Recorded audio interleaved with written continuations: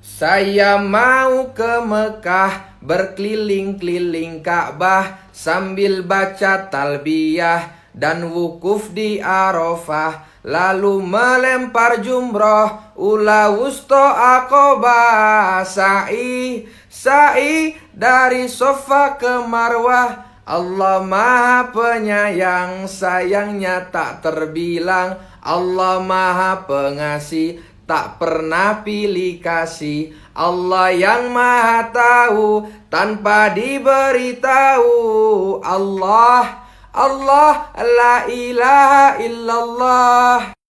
Hari ini dunia adalah nyata dan akhirat adalah cerita.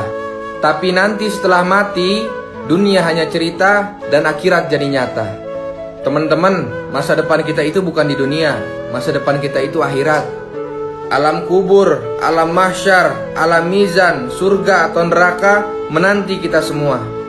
Jadi yuk kita pergunakan waktu, tenaga, harta ini untuk taat sama Allah, agar kita semua punya masa depan yang indah di surganya. Kalau lagi malas sholat, bayangkan ketika azan berkumandang, Allah memanggil dirimu untuk mengajak kau lebih dekat dengannya. Bayangkan ketika kau takbir, Allah melihatmu. Allah tersenyum dan bangga kepadamu. Bayangkan ketika kau ruku, Allah menopang badanmu hingga kau tak terjatuh. Bayangkan ketika kau sujud, Allah mengelus kepalamu, lalu Dia berbisik lembut di kedua telingamu.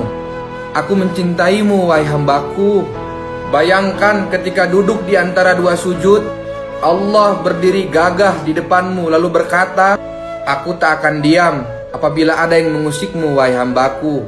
Bayangkan bila kau memberi salam, Allah menjawabnya. Lalu kau seperti manusia berhati bersih setelah itu.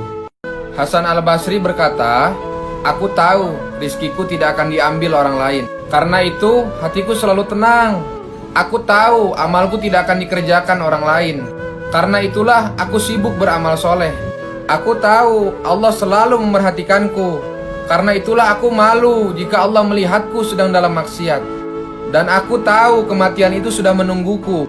Karena itulah aku selalu menambah bekal untuk hari pertemuanku dengan Allah.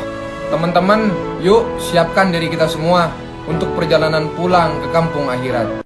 Bukan rizki dari Allah yang sedikit, tapi rasa syukur kita yang kurang banyak. Allah ini berikan apa yang kita butuhkan, bukan apa yang kita inginkan. Teman-teman, jangan hanya mengaitkan rizki ini dengan harta benda, karena rizki dari Allah ini luas maknanya. Nikmat sehat yang kita dapatkan, ini rizki dari Allah. Nikmat iman, nikmat Islam juga rizki yang mahal dari Allah, yang hanya Allah berikan pada orang-orang yang Allah cintai. Yuk, biasakan diri kita untuk mudah bersyukur sebelum Allah cabut nikmat ini. Allah katakan tidak satupun makhluk bernyawa di bumi melainkan dijamin rizkinya. Terus kenapa harus ikut-ikutan? Kenapa harus menghalalkan segala cara? Dan kenapa masih nggak yakin besok memakan apa? Yang jamin rizki kita bukan lagi presiden atau raja, tapi yang jamin itu Allah, yang ciptakan dunia dan segala isinya.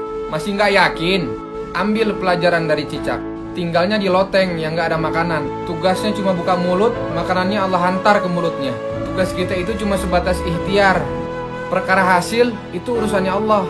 Yuk belajar yakin sama Allah.